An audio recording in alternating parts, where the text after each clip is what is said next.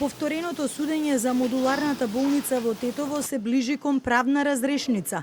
Денеска заврши доказната постапка против поранешните директори Флорин Бесими и Артан Етеми и Тетовската болница како правно лице за пожарот во 2021 година, кога живи изгореа 12 пациенти и 2 членови на нивните семејства. Одбраната на екс-директорот Бесими побара препис од електронските докази, но судот го одби.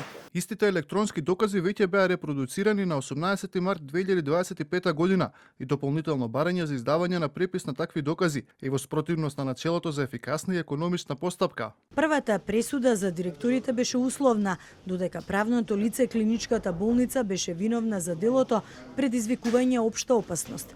Апелацијскиот суд во Гостивар го врати предметот назад во основниот суд поради нејасноти во пресудата.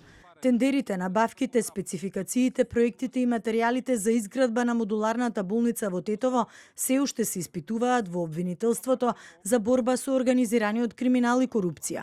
Предметот е се уште во предистрага, се испитуваат јавните набавки не само за Тетовската, туку и за сите 18 модуларни болници кои беа градени со истиот тендер.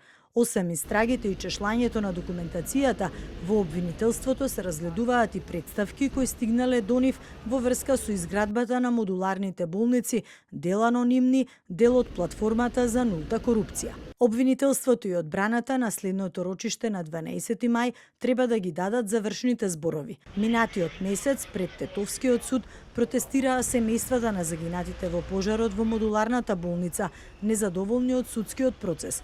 Побараа од обвинителот Љупчо Коцевски да ги земе предвид сите докази и да ја прошири истрагата и кон други лица.